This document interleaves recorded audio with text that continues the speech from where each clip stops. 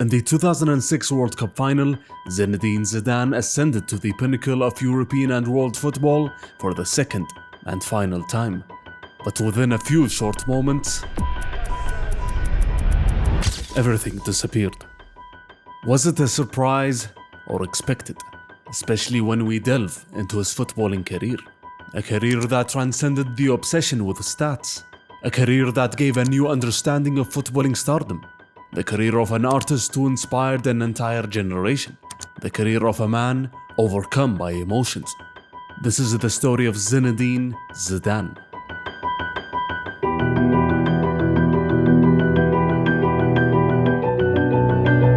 Jamais rien calculé, j'ai toujours fait avec le cœur, le truc de dire tu peux tout travailler. Je pense que tu as des choses qui sont profondément à l'intérieur de toi. Je me suis dit oui, c'est vrai que je suis fait pour ce club. Je rentre sur le terrain, je me dis je veux être champion du monde. Voilà, je suis pas fier de ce que j'ai fait comme une fois, mais ça fait partie de mon parcours.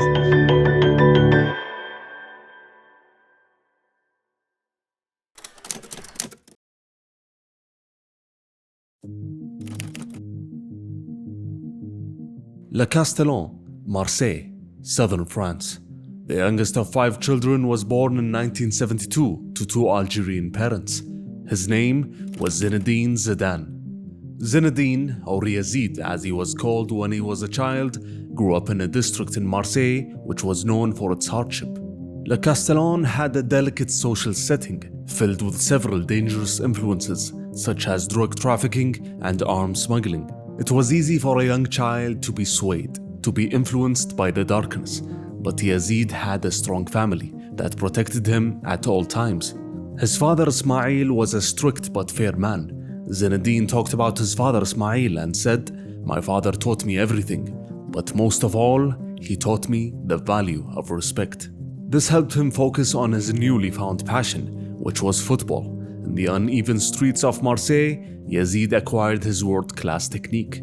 It was also there where people around him discovered how impulsive he was. When he came back home early from a match, his family knew that he was sent off from the game and sent back home. In an under-13 football tournament, the final was halted after Zinedine headbutted an opponent. Years had passed, and Zinedine became a teenager with immense technical abilities. He played for several youth clubs in Marseille at that time, as the game slowly became a sport. And now questions were asked by his father Ismail, "Can my son be a professional football player?" Scouts came and left Marseille without noticing Yazid's talent. He participated in several training camps and tournaments which were aimed to showcase young talent in the region. But Zinedine was not eye-catching enough for the scouts. In comes Jean Varro, a scout from Cannes assigned to watch other players in a youth tournament within the region. He was amazed by Yazid and said, "I saw this kid. He had hands where his feet should have been." Jean brought Zidane to Cannes for a 6-month trial, as scouts wrote down his attributes and shortcomings. He had to work on his aerial game given his height, and he had to work on his tactics and football mind, and he had to improve his physique. But other than that, the coaches at Cannes were impressed by Zidane's footballing abilities and was officially joining the club. In the summer of 1987, Cannes successfully got promoted to the first division of the French league by having a clear philosophy, which was promoting youth talents to the first team. For the first time in Zidane's life, he saw the prospect of being a professional as realistic. Yazid played with the second team straight away, without going through the younger age groups. They wanted him to experience professional football, as the second team was playing in the French third division. Cannes' coaching staff used to always stress the importance of playing within a team to Zidane, but they never drilled out the playfulness and talent with the ball that he had, for the sake of tactical discipline as we see today. And Zidane was different from the other players in his age group in terms of professionalism and attitude, either on the pitch or off it. And Yazid was always willing to listen at all times. One of the key advices he received early on in his career was from the Cannes technical director, Gilles Rampion, as he said to Zidane, "You have to see quickly. You have to know who you're going to pass the ball to even before you receive it. His progress was evident, and then it was rewarded with a professional debut in the first team on May of 1989 at only 16 years of age. It was no longer a question asked by his father Ismail. There was no doubt that Zidane would be a professional football player. Cannes struggled in the following season, as the manager Jean Fernandez was reluctant to involve young players, which meant that Zidane would have to wait a whole year before he played again in the first team. In the 1991 season, Cannes brought in the Yugoslavian manager Boro Primorac. He saw Zidane as his potential starting playmaker in his lineup. Despite his clear and obvious talent, Zidane had to be mentally strong to endure the challenges of the season in front of him, as after Cannes struggled in the first half of the league campaign, the club received massive criticism, and the youngster Zidane was not immune to them. But results gradually improved for Cannes, as Zidane managed to score his first professional goal in February of '91 in a league match against Nantes. This fantastic upturn in results earned Zidane and his teammates a UEFA Cup position after finishing in 4th place. But champagne quickly turned into tears in the following season, which was immensely difficult for the club. Zidane cemented himself in the starting lineup in the 91-92 season, but found it difficult to cope as the team was not good enough and was relegated to the 2nd division at the end of the season. Zidane was facing again a serious roadblock in his young career. Despite Cannes being relegated and the overall disappointing season, Zidane garnered some attention from other clubs.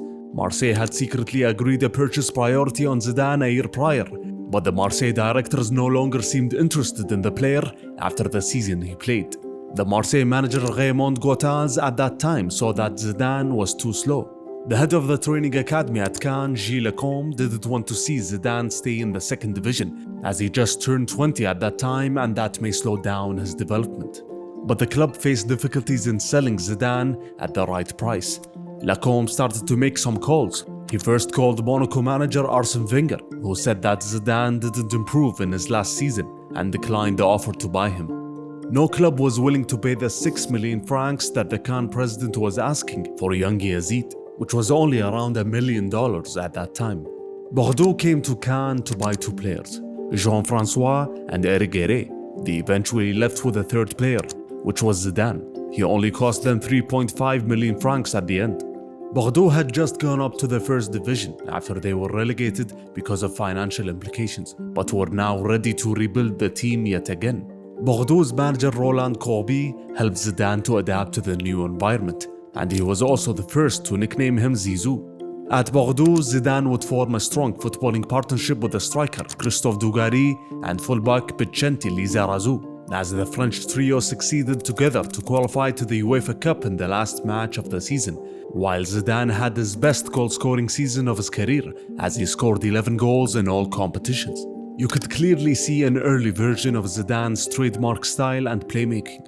He was showing glimpses of all the technique and skills that would later make him the best in the world. Superb ball control, Zinedine Zidane. fantastic technique, long strides, beautiful passes,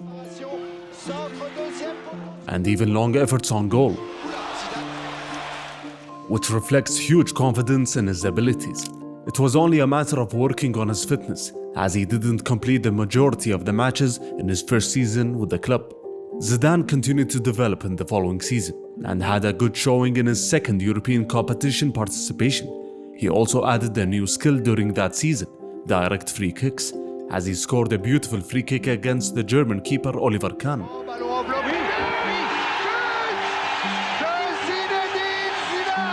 That season also showed us another side of Zizou, a side that lashes out and has a temper, a side that would show when he played in the streets of Marseille as a kid, and that negative side would appear as a result of the beatings he would receive in each match. In his first official match against Marseille, Desailly was playing aggressively against Zidane the whole match, as Zizou finally decided to retaliate. Zidane est un joueur sanguin, Marcel Desailly peut en témoigner. 18 septembre 1993, au stade Vélodrome, Marseille reçoit Bordeaux.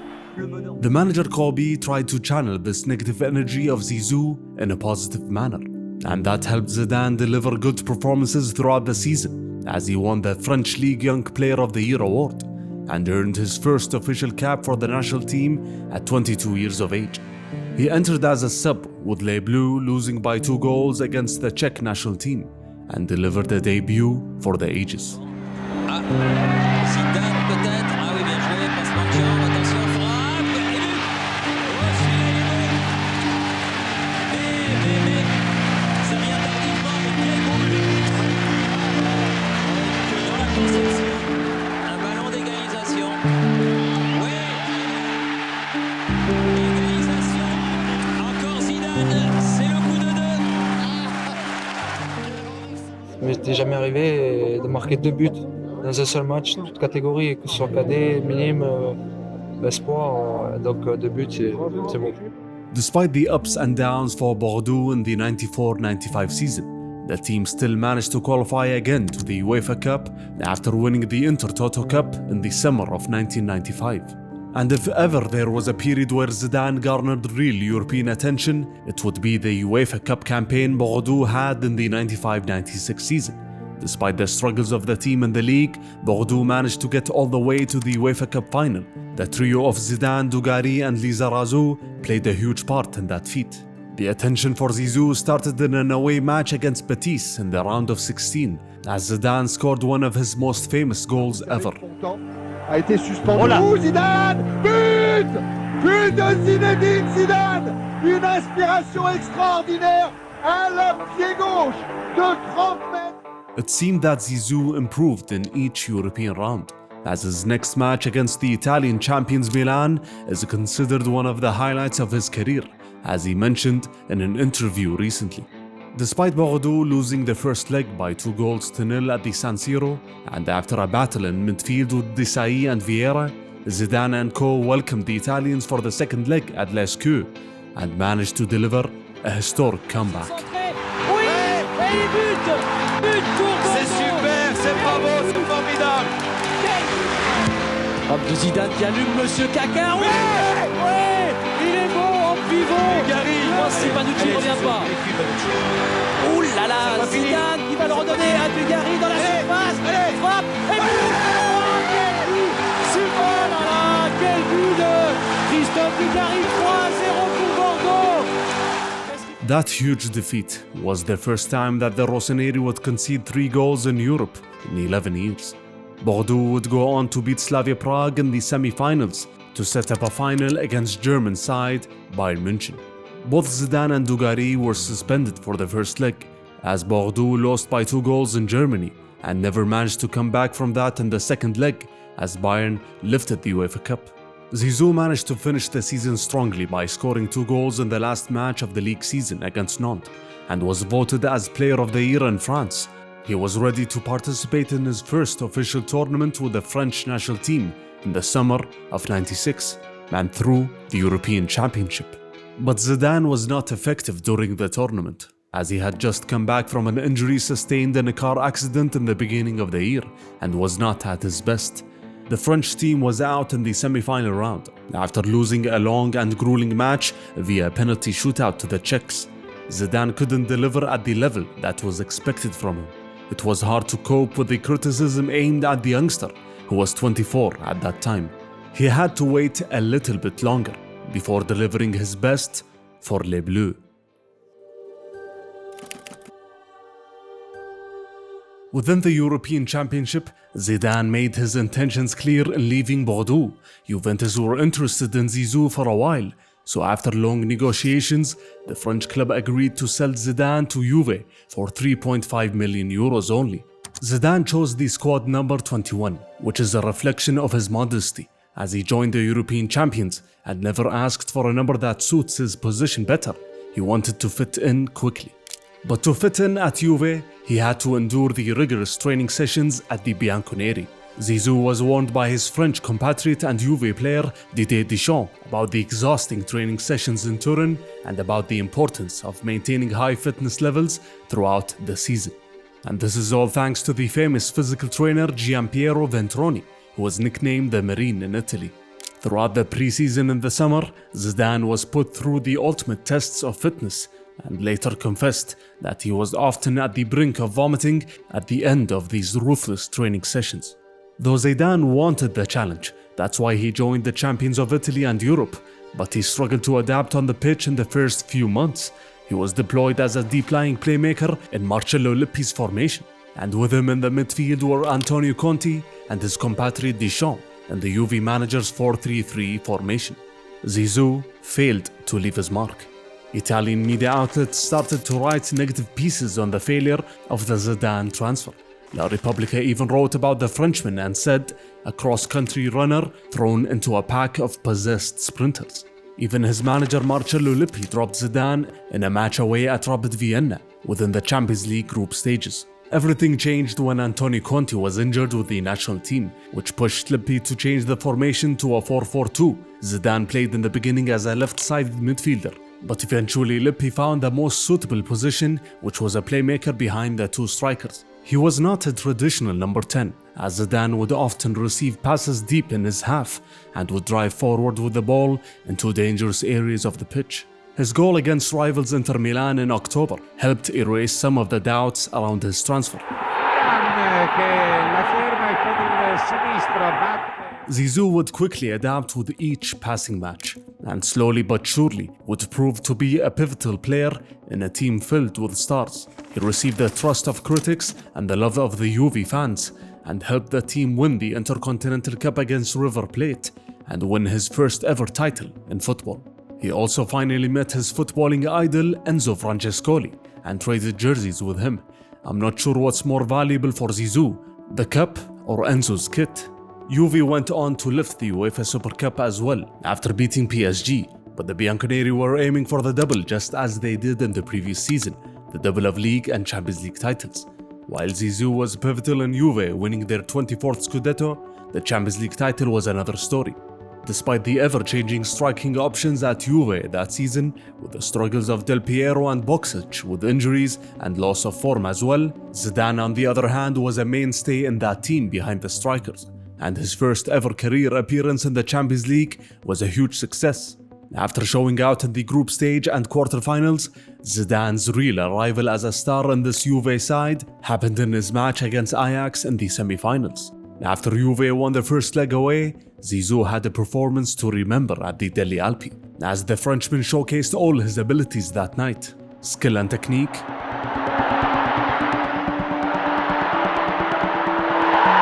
playmaking, and a cool head in front of goal.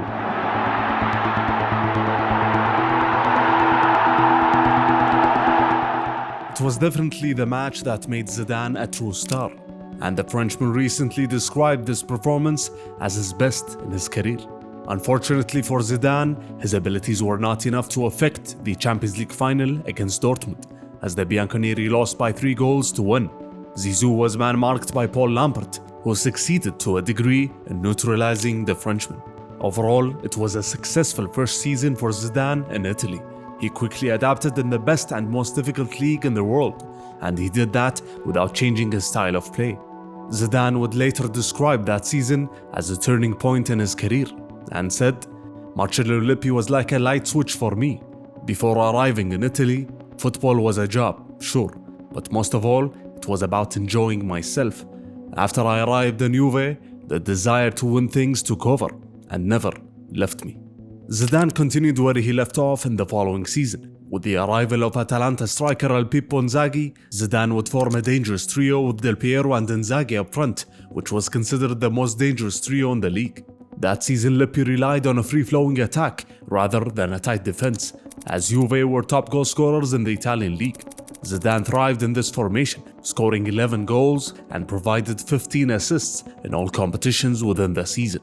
Zidane was given more freedom to roam and influence matches, just as he did in France. This is part thanks to the arrival of the Dutch midfielder Edgar Davids in the winter mercato, as Lippi switched from a 4-4-2 to a 3-4-1-2, with the Frenchman keeping his place behind the strikers.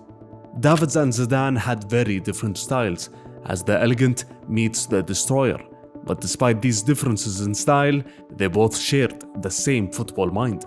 As David said, It's about feelings, about knowing football on a certain level, and we both understood football on the same level. Juve won the Scudetto again, but management always strived for the European Cup. After Zidane got a taste of the Champions League for the first time the previous season, he seemed comfortable again, as he scored 3 goals and provided 7 assists in 11 matches. The Bianconeri were back in the Champions League final for the 3rd consecutive season. Zidane, destro, ed è rete! Zidane, arriva il 4-1! In a pivotal away match against Dinamo Kiev in the quarterfinals, Zidane provided a hat-trick of assists to both Inzaghi and Del Piero. One of those assists was an outrageous piece of skill that reflects Zizou's confidence and ingenuity.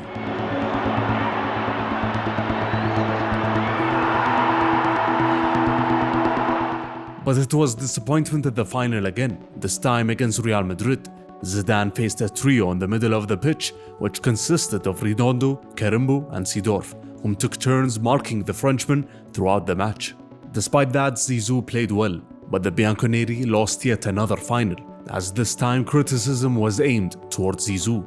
They didn't consider him a big game player, as for the 2nd time in a row, he failed to deliver in the most important match of the season. Zidane can decide matches and win titles.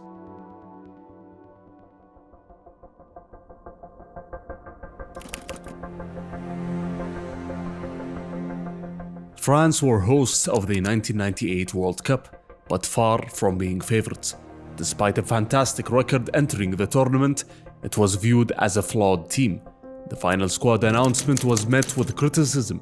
The national manager Aimé Jacquet was also not universally supported. It was clear that they had to prove themselves with each match in the tournament. But one thing was for sure, Zidane would be the star of this team, the number 10, the main conductor behind the attacking trio. France won their opener convincingly against South Africa. Zidane assisted Dugarry just as he did at Bordeaux in the past. Saudi Arabia came next. Despite a comfortable win, Zizou was unsettled again by the constant barrage of tackles from the Saudis, which led to him losing his temper once again. Expulsé Thierry, expulsé. Eh oui, il lui a marché dessus. Il lui a marché dessus. Et Zidane est expulsé, voilà un autre coup dur. He became the first French player to be sent off in World Cup history. Zizou was suspended for 2 matches. The first match without him was straightforward, as Les Bleus was already through to the knockout round. But the round of 16 match without Zidane was a tough task. France faced Paraguay. Zidane was in the stands, helpless and frustrated. After a goalless draw in regulation time, the 2 teams went to extra time, and with the penalty shootout looming, the breakthrough for Les Bleus finally came. It was now time for Zidane to continue the objective. It was time to prove himself yet again. The next match was against the Italians. Zizou focused on the defensive collective and was tightly marked by his Juve teammate Pisotto, who didn't give him an inch. With no goals from either team, the match went to penalties. Zidane decided to take the first spot kick, and he converted it successfully. With both the French and the Italians missing 1 each, it all came down to Di Biaggi for the Azzurri in the last kick, and he missed. Les Bleus were in the semi-final round. They faced a tough Croatian team that won against Germany by 3-0. The Croatians scored first, but France managed to come back thanks to a rare double by defender Lilian Thuram. Thuram again! Well, can you believe it? Les Bleus were in the final. Despite the team doing well and reaching the stage, the skeptics of Zidane were not silenced. France played 370 minutes with Zizou and 224 minutes without him because of suspension. Dugarry scored, Lizarazu scored, but apart from a successful penalty in the shootout against Italy and a single assist from a corner in the opener against South Africa, Zidane didn't deliver what was expected. We know he has the talent, the skills, the mastery of the ball, but as the previous seasons had shown us, he still doesn't deliver when asked on the biggest of stages. He had to prove that wrong against Brazil in the final. Although Brazil had their issues behind the scenes, the mystery behind Ronaldo's illness The media attacks on the Brazil coach Zagallo and his limited style of play and the overwhelming support for the French, it felt that Brazil had lost the match before it even started. But Les Bleus still had to go out there and win. In the 27th minute, Emmanuel Petit took a corner, and in a single moment, Zidane's career was forever changed. Petit. Zidane! Lift up for France! Zidane, usually a restrained man, had felt euphoria. Jumping above the sponsor rails, it was an out-of-body experience. And the man they love to call Zizou has given France the perfect start. A second corner to truly kill the match, and in another second, Zidane's entire life was forever changed. Zidane!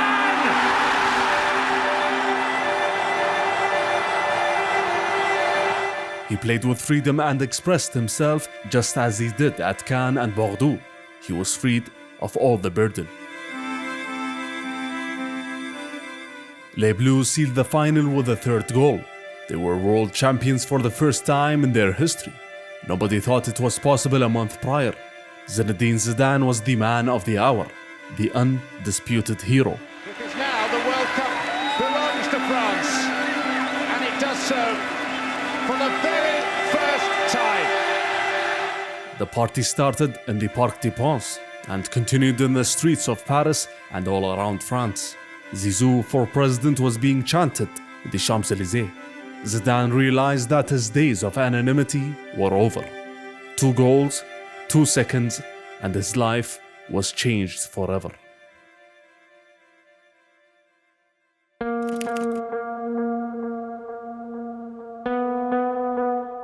The 98-99 season started as all Juventus seasons start, full of ambition and hope as ever. But it was one of the most disappointing seasons for both Zidane and the club. The season started well as Zidane was awarded the Ballon d'Or for his contributions throughout the calendar year of 98, and especially for what he did at the World Cup. But the positives of the season end there. In November, Zidane would receive a red card against Inter, which was like the signal for what's to come. The following match was much more catastrophic, as Alessandro Del Piero would suffer a major knee injury against Udine, which hugely affected the Bianconeri's ambitions for the rest of the season. Bad results continued all the way to February for Juve, when Marcelo Lippi decided to step down from his position after a locker room kerfuffle with Deschamps and disagreements with management. He was immediately replaced by a young Carlo Ancelotti. Despite the failure in the league, the Bianconeri managed to get all the way to the semi-final stage of the Champions League, the title Zidane has long been waiting to lift. After a 1-1 draw at Old Trafford against Man United, Zidane dropped a hint to the English reporters, which escalated into a big story on the eve of the second leg. Zidane told the English press that he has friends in Spain and his wife's family were there as well, and that he would like to play there someday. Juve owner Gianni Agnelli was asked about Zidane's comments and said, "Zidane is not suffering from homesickness, he is suffering because he's under the control of his wife." As always, Zidane didn't respond to these comments and played a good match in the second leg against United at the Delle Alpi. But Juve were eliminated as Man United were destined for greatness that season. The Bianconeri ended the season trophyless and finished in 7th position in the league. As for Zidane, whom injured his knee back in March, suffered a relapse in May, and the Frenchman decided to do surgery on it, which made him miss around a month or so. But he would be ready for the beginning of the 99-2000 season.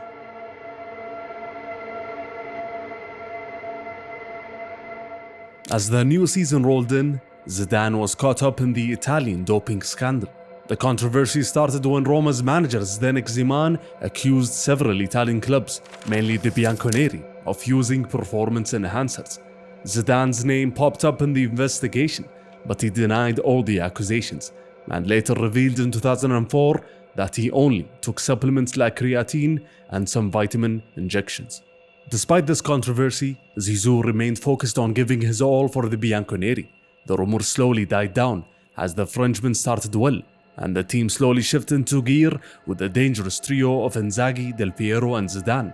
Zizou looked back to his best after scoring a beautiful goal against Regina. Zidane numero, Zidane tiro, rete, che gol, che gol! Despite it not being one of Zidane's best seasons on paper, on the contrary, it is rather far from it. He scored 5 goals and provided 3 assists in all competitions. His tally for the season even includes an own goal. But that is the cardinal mistake when talking about Zidane in the present time. Today, we are more pressed to look at stats to inform us, to strengthen our case. We're obsessed by it. Just like in baseball, where all discussions surrounding that sport almost entirely ended because of the strong and definitive grasp statistics had on it. But the topic of Zinedine Zidane was never the topic about stats. Football is much more complicated than that. The real value of a player transcends stats. Of course, it's a sport reliant on goals, but the value of a player is gauged along with context. A midfielder in the 90s and early 2000s is not expected to boost these crazy numbers we see today. Strikers and second strikers at that time were kings.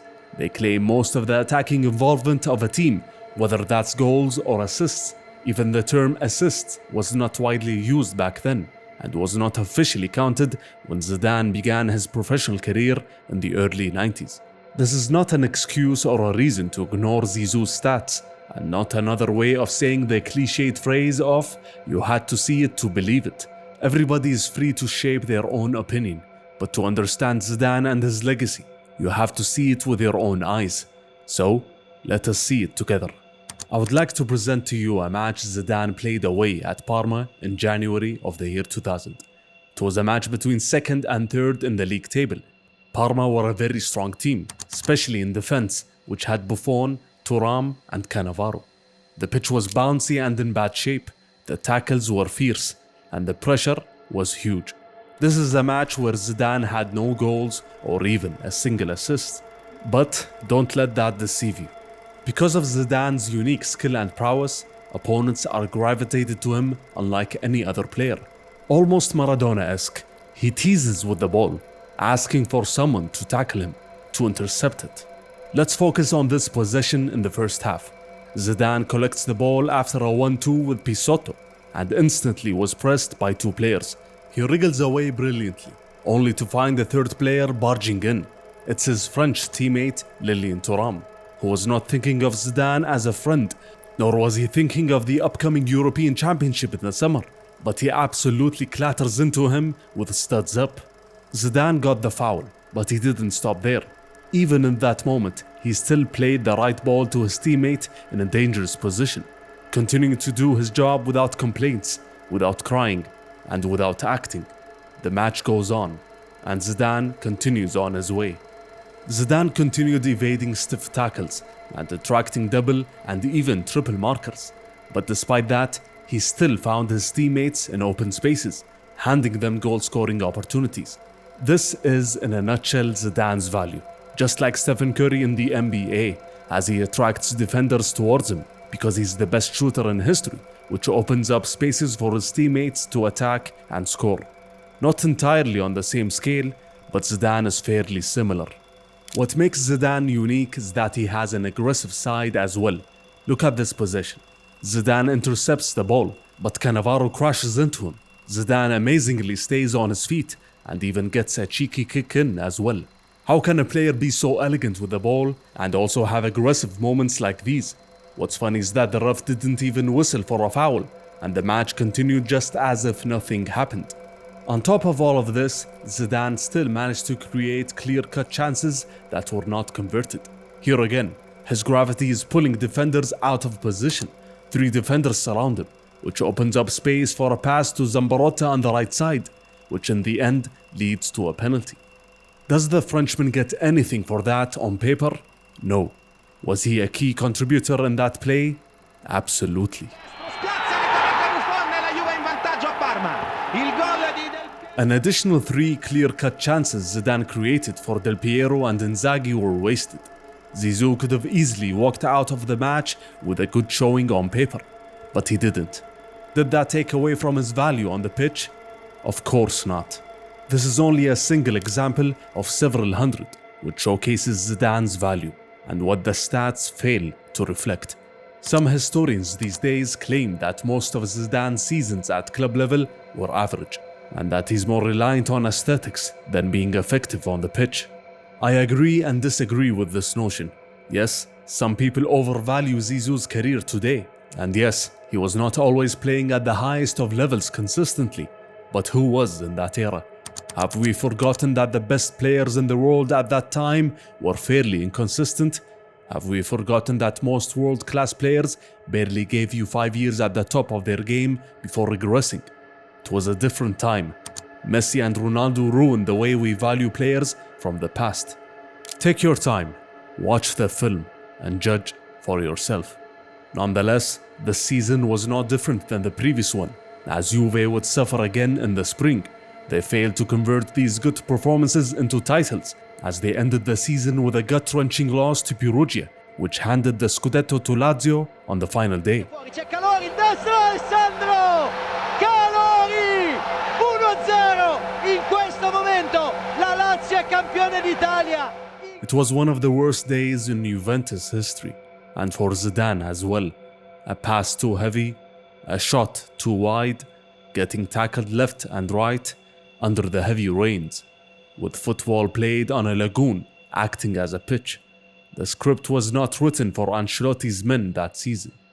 Zidane turned to the French national team for inspiration and success again, this time in the summer of 2000 in the European Championship in Holland and Belgium.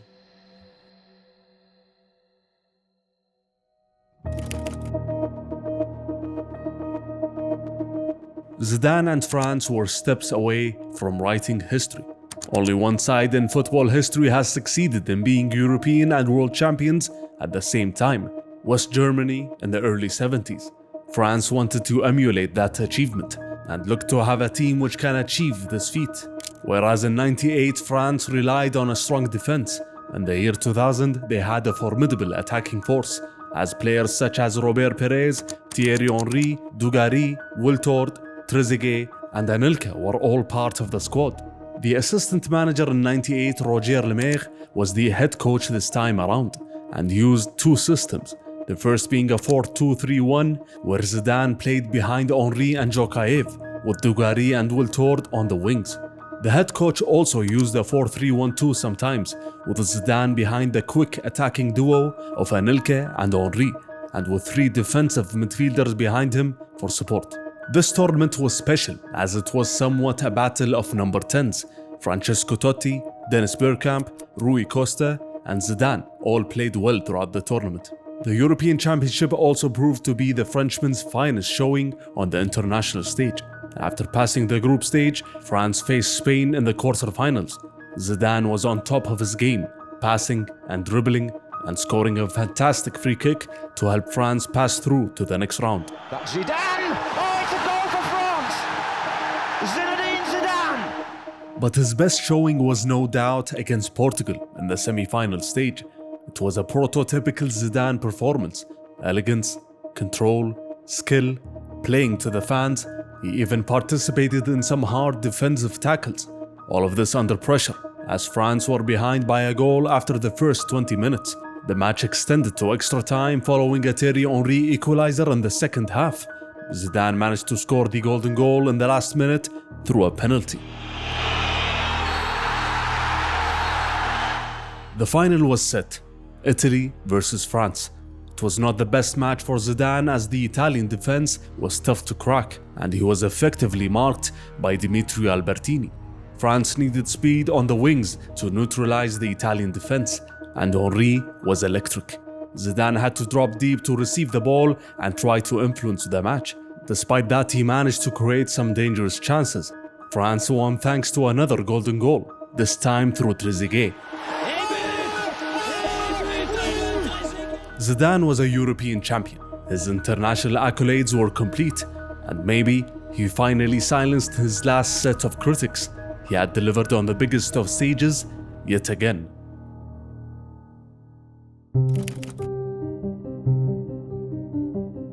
Zidane was still thinking about Spain, but despite that, he extended his contract with Juve till 2005. But even then, everyone felt that the Frenchman would soon leave. With that feeling, Zidane wanted to deliver all he had in his potential last season with the Bianconeri. But it was just not meant to be. In the Champions League he so desperately wanted to lift, Zidane found himself lashing out again against the defenders' aggressiveness. In September, and during a group stage match against Deportivo, Zizou was shown a red card again. Sometimes the Frenchman couldn't help himself, but as his old training coach Gilles Lecomte said, if one day you stop getting hit, you'll know you aren't as good anymore. It would be a long time before Zinedine Zidane would not get hit and targeted around a football pitch. That red card earned him a one-match suspension. Juve were not doing well and were at real risk of going out from the group stage. Zidane came back against German side Hamburg in the Delle Alpi, but he lashed out again and lost his temper, this time headbutting his opponent, in a scene almost foreshadowing what's to happen later in Zizou's career. Zidane was suspended for 5 European matches, and so his teammates failed to qualify to the next round in the Champions League. He had to wait a little longer before lifting that trophy for the first time. Many analysts believe that Zidane's headbutt most likely made him lose votes in the Ballon d'Or voting, in which Figo was announced as the recipient in December of 2000.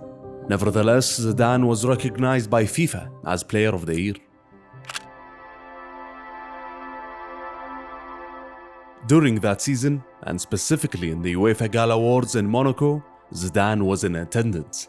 Another man who was attending that night was the new Real Madrid president, Florentino Perez. He won the presidency in dramatic fashion, after promising to bring stars like Figo from Barcelona, and also promised the fans to sign a star a year. Zidane was a star, so obviously Perez had him in his sights. But first, he needed to check if the Frenchman wanted to join Los Blancos. So he sat near him in the gala and passed him a napkin that contained a simple message: "Would you like to come and play in Madrid?" Zidane replied on the napkin with a simple yes. Having the player's blessing on a transfer is one thing, but convincing Juventus and their management is an entirely different matter. Zizou didn't have a release clause in his contract and just extended his stay to 2005 and was paid a very good salary. But Perez was not taking a no for an answer. The season rolled on. Zidane gave his all as always, but Juve missed out again on the Scudetto, this time to Roma, in an exciting 3-horse race till the final day. It was May 2001. Rumors started to appear, presumably orchestrated by Perez himself, as these rumors indicated that Zidane was close to signing for Real Madrid. Everybody thought that signing with Zizou was an impossible matter, but Perez asked the Frenchman to take an official stance, so Zizou declared that he wanted to play in Spain. The pressure on Juve was huge, and the club started to think about potential replacements such as Pavel Nedved. In June, and on his 29th birthday, Zidane broke his silence again and told La Repubblica newspaper, "If it were up to me, I would already be at Real Madrid." Eventually, the Bianconeri succumbed to the pressure after negotiations between sporting director Luciano Moggi and Florentino Perez, and agreed to sell Zidane for a world record fee at that time of 76 million euros. Juve bought him for 3.5 million euros only, so the club believed it was the best deal possible, especially as the club owner Gianni Agnelli felt he had done the right thing and said Zidane was more entertaining than useful. That was his final verdict on the French star, but Zidane, as he always does, didn't respond. He closed that chapter and focused on his new journey with Real Madrid. Zidane was officially a Galactico.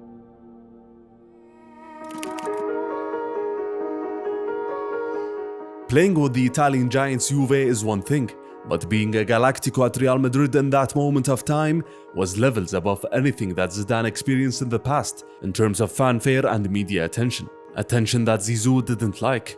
Perez said Real is a universal club, and Zidane corresponds to that message of universality.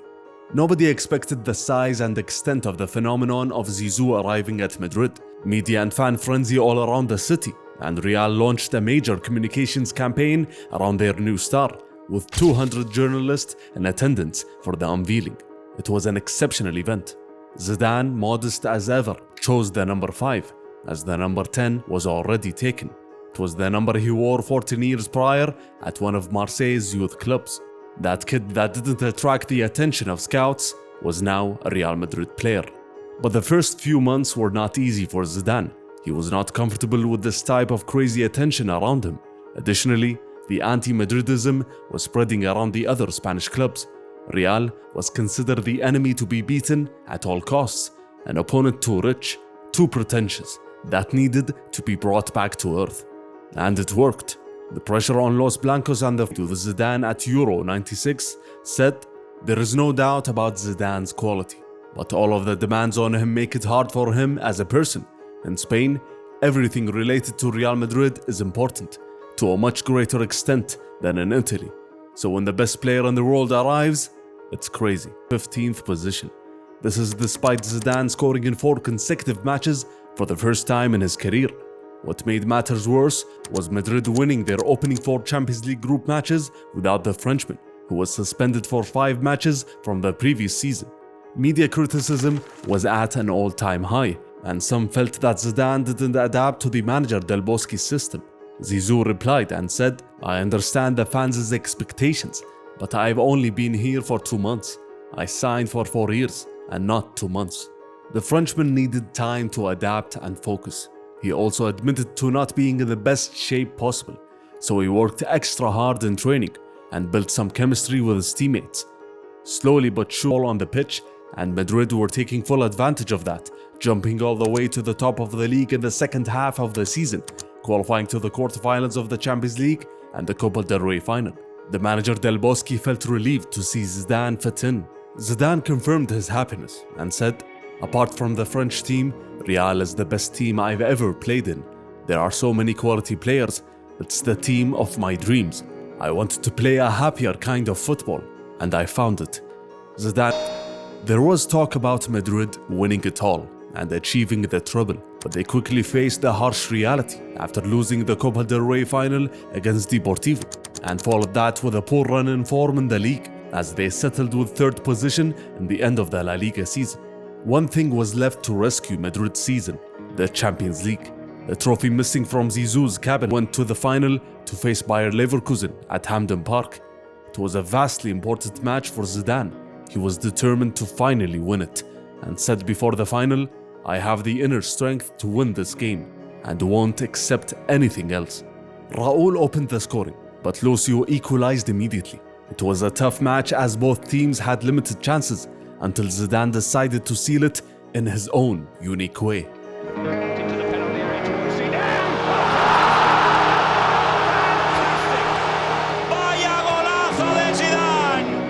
A moment of magic from Zizou with his weaker foot. That freedom and expressiveness that he plays with is what made him even think of attempting a volley like that. It was the perfect goal to decide the Champions League final. Finally, Zidane was handed the trophy he dreamt of lifting.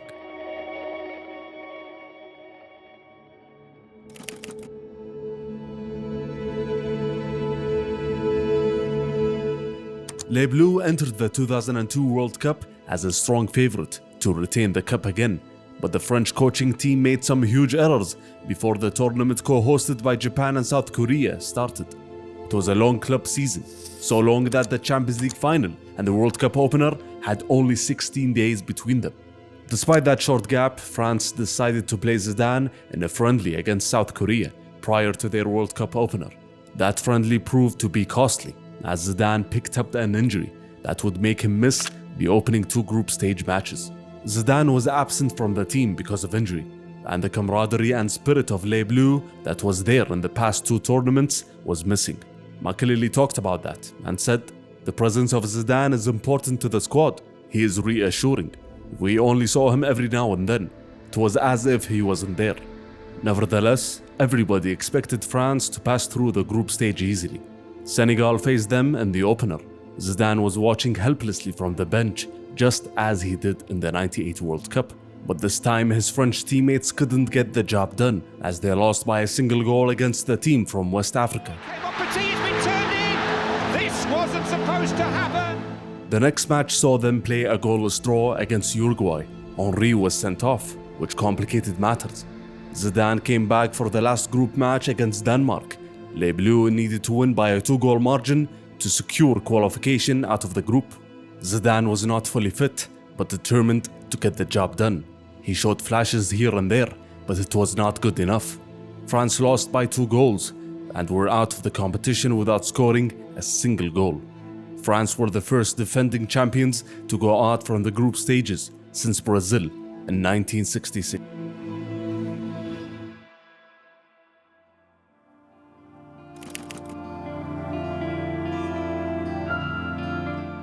The 2002-2003 season was the season Ronaldo arrived at Madrid from Internazionale. Both Zidane and Ronaldo had a good relationship from their time in Serie A. Zidane was happy to share a pitch with Ronaldo, but was happier for the Brazilian star to almost suck all the media attention towards him, which helped Zidane focus on football only.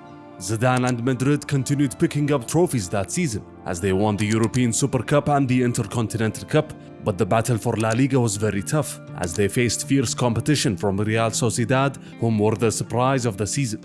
But individually, Zizou looked on form and at his best. He also had one of his best showings in a Madrid shirt that season. Again, with Makelele covering for him on the left side, Zizou was unlocked like never before. Despite Madrid boosting stars left and right in the lineup, Zidane's influence captured the La Liga lead again ahead of Sociedad. When Real Madrid won on aggregate against Man United in the Champions League quarter-finals, United captain Roy Keane, who's not someone that gives compliments often, acknowledged Zidane after that battle and said, "The best player I've ever come up against would have to be Zidane. It seemed so easy for him."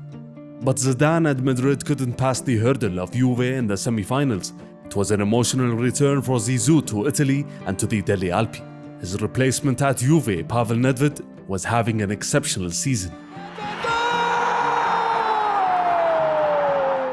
And the Bianconeri was on another level, as they outplayed Madrid in all aspects of the game. Zidane's consolation goal at the end didn't matter.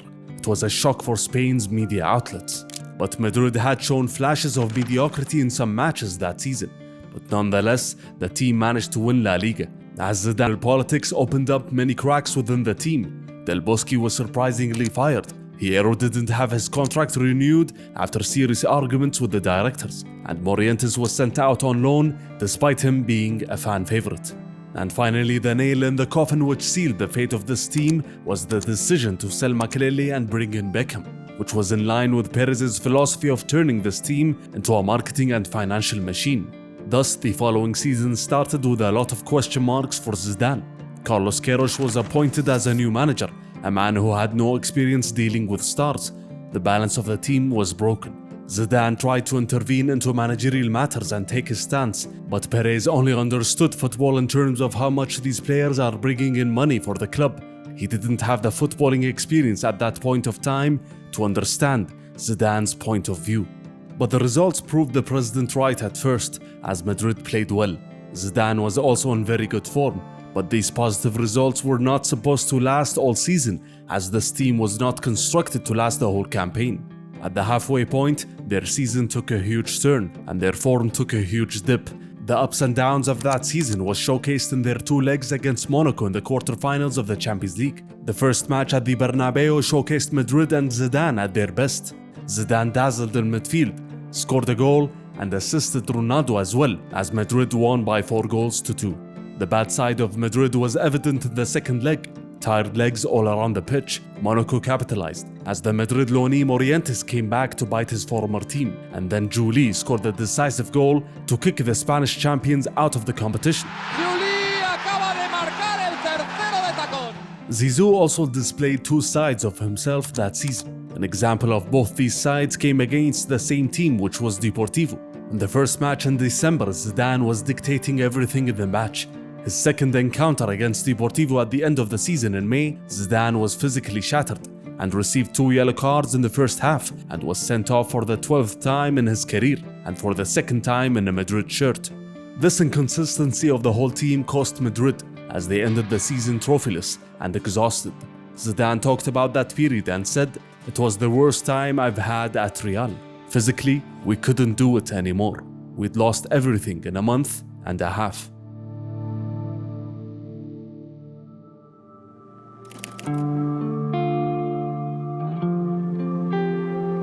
France looked to right the wrongs of the disaster of the 2002 World Cup and the Euro Championship of 2004. A new coach, a better atmosphere, and more confidence. Even Zidane was willing to sacrifice his position on the field to accommodate for Robert Pires, who usually prefers to play on the left side. In their opener against England, Zidane was targeted with tackles by Gerrard and Lampard in the midfield battle. France were down by a goal and were staring at a defeat until Zidane got a chance with a free kick in a dangerous position with almost no time left. With Zidane, it is! It is! 2 minutes later, Henry won a penalty, and Zidane stepped up cool as ever to score the dramatic winner. An amazing win for Les Bleus, but their performance was not convincing at all. Their second group match against Croatia proved that view, as they drew 2-2. Their last match of the group stage, France were much more convincing, as they won against the Swiss by 3-1. But all of France's weaknesses showed in their quarter-final clash against Greece, as they were eliminated by a single goal. Zidane was very frustrated with his teammates after the match and said, "We could have played differently, but there was a lack of harmony. Is it a sign that a cycle is coming to an end? We'll have to wait and see." What was Zidane actually hinting at? French newspaper Le Parisien mentioned an anti-Zidane plot hatched by Arsenal's French players. They specifically named Henry and Pires in their report. They reported that Henry was annoyed by the lack of passes he received from Zidane, which is not a new topic, as since Henry gained a starting spot in the national team, he didn't fit in with Zizou's style of play, as Zidane preferred to play at a slower pace. In contrast, Henry preferred a fast pace and quick counterattacks. In all cases, Zidane and France experienced a new setback, and now he was thinking of taking a very big decision. In July, the French coach Jacques Santini was replaced by Raymond Domenech, a decision that was unpopular at that time. The appointment of Laurent Blanc or Didier Deschamps would have been far better received. A month later, Domenech met with Zidane to discuss his plans to overhaul the French setup and bring back some professionalism to the side. Zidane was not against this change, but he was not up to the new challenge. And so in August of 2004, he officially announced his international retirement. Donc c'est vrai que ça a été difficile, quoi. C'était pas facile de donner une réponse comme ça du jour au lendemain. At 32 years of age and after 93 international caps, Zidane's decision was final and meticulously planned. He didn't take it lightly. But what does that mean for his club career with Madrid? Is he thinking of taking the same decision and hanging up his boots in the next couple of years?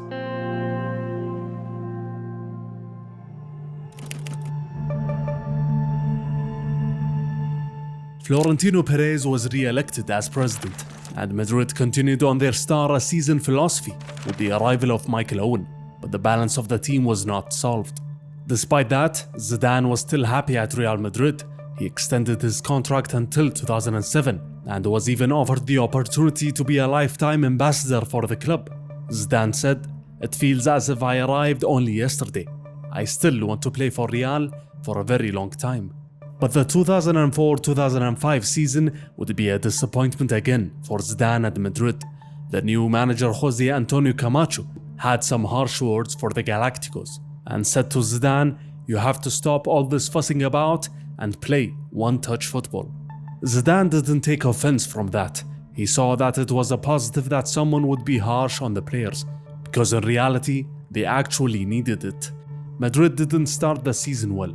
Zidane had to accommodate other new arrivals and even played as a defensive midfielder in some matches, which is obviously not his best position. Nothing was working as intended for Los Blancos, while a newly constructed Barcelona was pulling away in the league.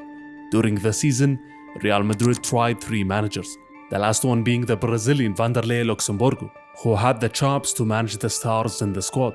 And with him, Zidane returned to his usual attacking position and started creating more freely from there. But it was all too little too late, as Madrid experienced yet another disappointing and trophyless season.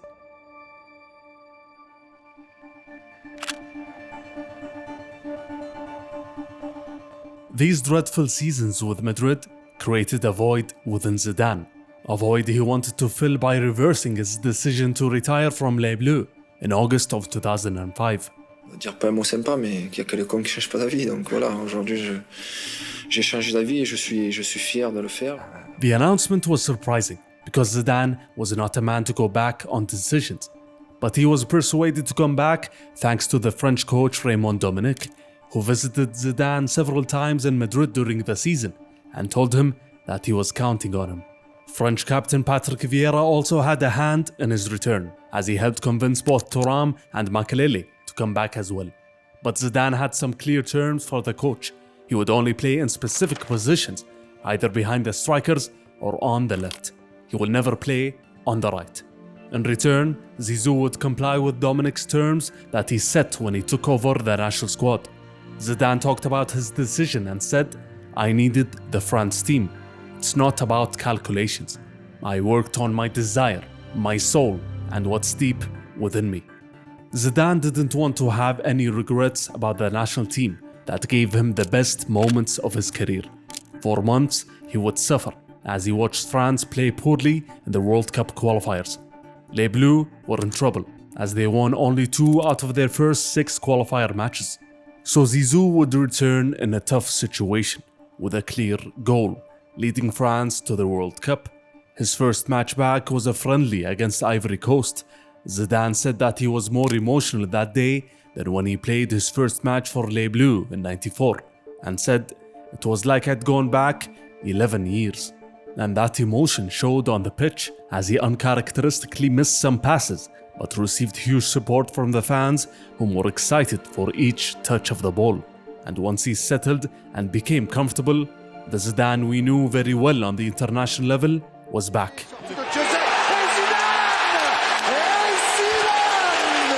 France won the match and was ready to tackle the rest of the World Cup qualifiers. Zidane looked fresh and focused, and that had a massive effect on Les Bleus as they went on to win 3 out of their last 4 qualifier matches and top the group to officially qualify to the World Cup.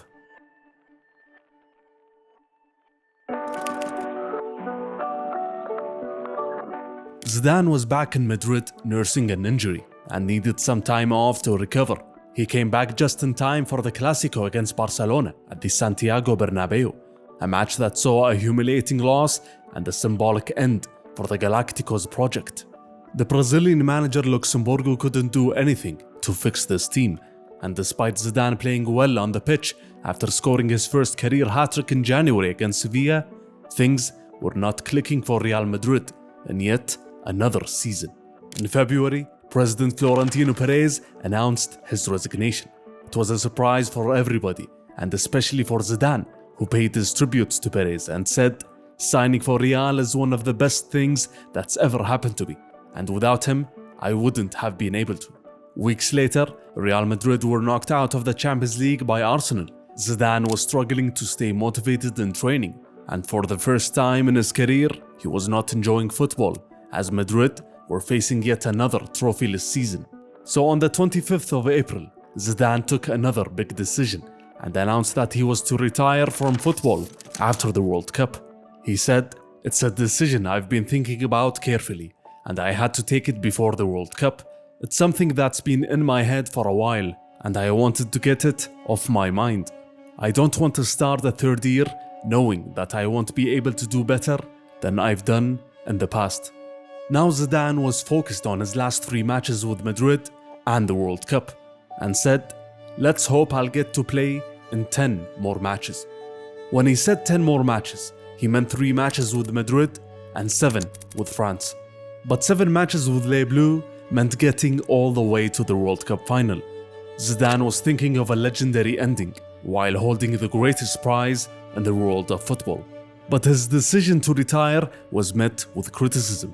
Diego Maradona, for example, was upset and said, "I'll ask him to keep playing, not to retire. Because we don't love him for the cups he's won, but because of how he plays and how he has made us enjoy football." But the Frenchman's decision was final. He played his last match at the Bernabéu against Villarreal in an emotional and important evening. And Zidane did what he does best, entertained the fans, influenced the match, and even scored a goal in his last match at the Bernabéu.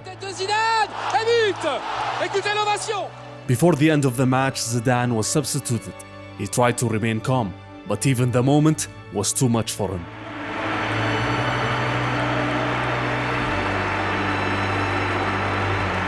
His last match with Real Madrid was away against Sevilla, as he scored yet another goal to officially conclude his legendary club career. Now Zidane had to prepare for his last challenge, the 2006 World Cup. Will he succeed in achieving the perfect finale?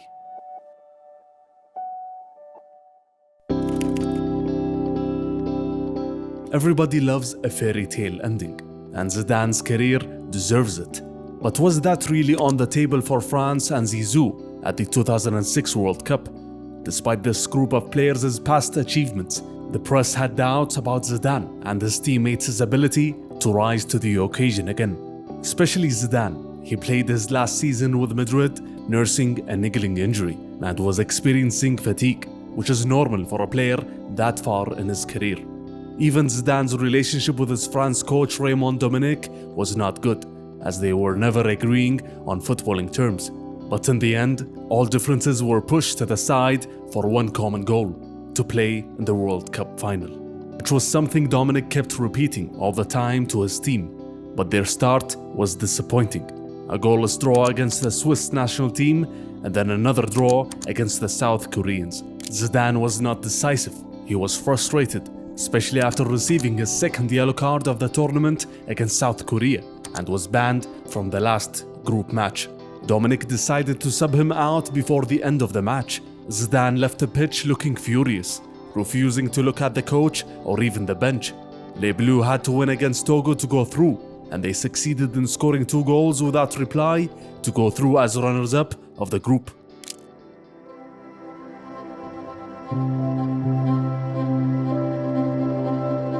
Before the knockout stage, news was spreading about Jean Varrode's death, the scout that discovered Zizou and gave him the chance.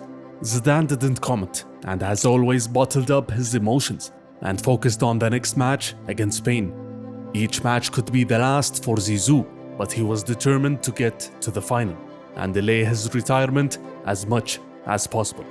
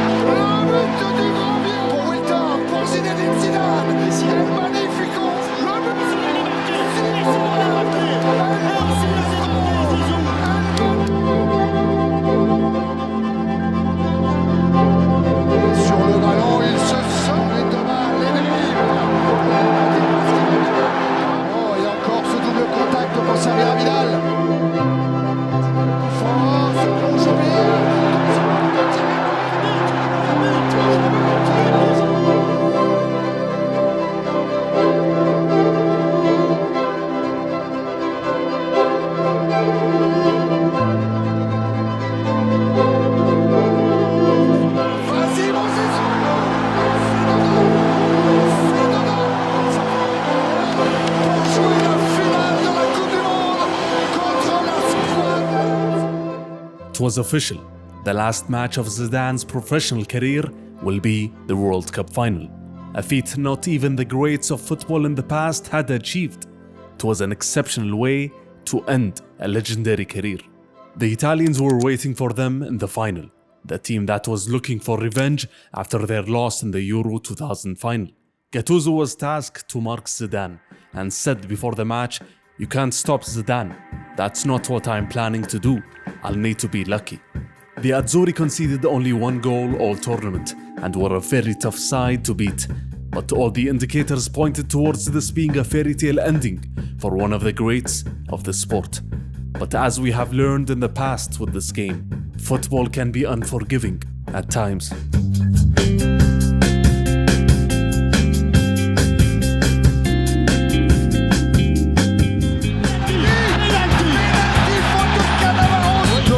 Au maximum, 3 peut-être.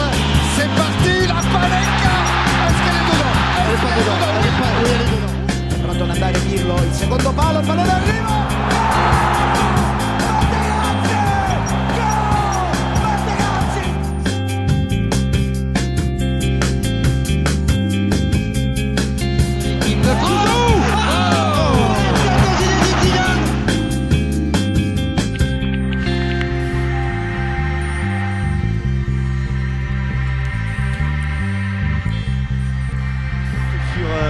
Materazzi, il y a quelque chose aussi.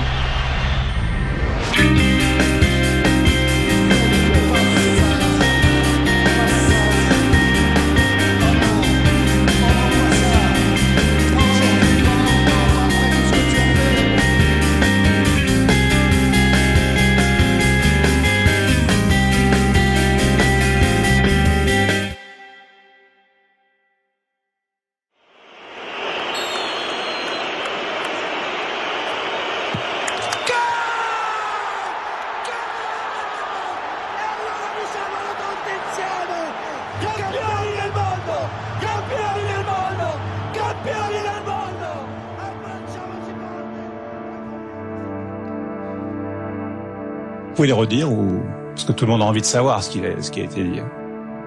Parce avec que la maman, la sœur, enfin. La maman, la sœur. Et puis c'est des mots très durs, quoi. Voilà, moi je suis un homme avant tout et je vous dis, il y a des mots quelquefois qui sont plus durs que des. J'aurais préféré à la limite me prendre une droite dans la gueule qu'entendre ça.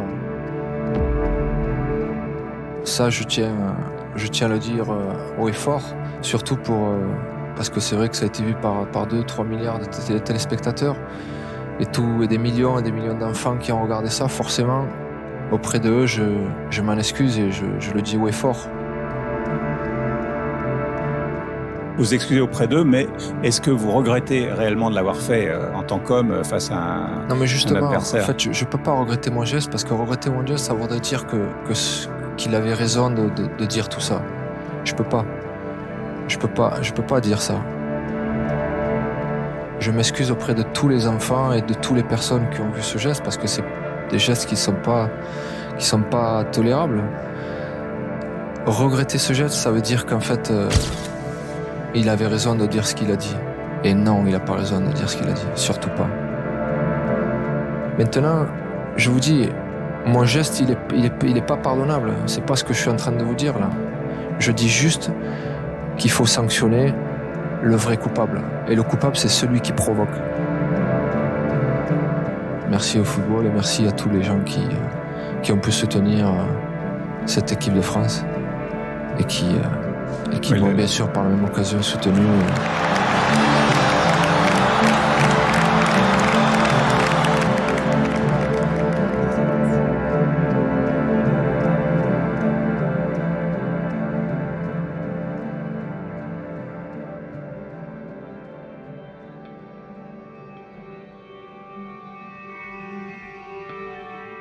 Let's go back to May of 2001 and to a match between Juve and Ballon at the end of the Serie A season. The Bianconeri were involved in a 3-horse race for the Scudetto, and despite the pressure, Zidane was putting on a show, maybe his best in a Juve shirt. The fans in Bologna were reacting to each and every one of Zidane's touches and skills as he glided past his opponents. Palla che arriva Zidane, ancora Zidane, altro numero, la botta, pallone sul fondo, Zinedine Zidane. 3 days later, the Champions League final was being played between Bayern Munich and Valencia. It was not the best advert for the sport, as the match was boring, uninspiring, and didn't live up to the standards. That's why I would like to ask a question. What holds more value to the football viewer? Is it an important match that in the end resulted in little to no expression or beauty? Or is it an actual display of elegance, skill, and inspiration?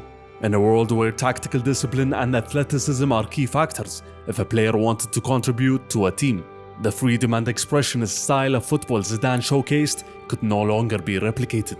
It was engineered out of the sport. Zidane represented what it feels like playing in the streets, in small pitches, the carefree style, the freedom, and even the youthful aggression at some moments. Maradona said in the past, Zidane is one of those players that make people happy.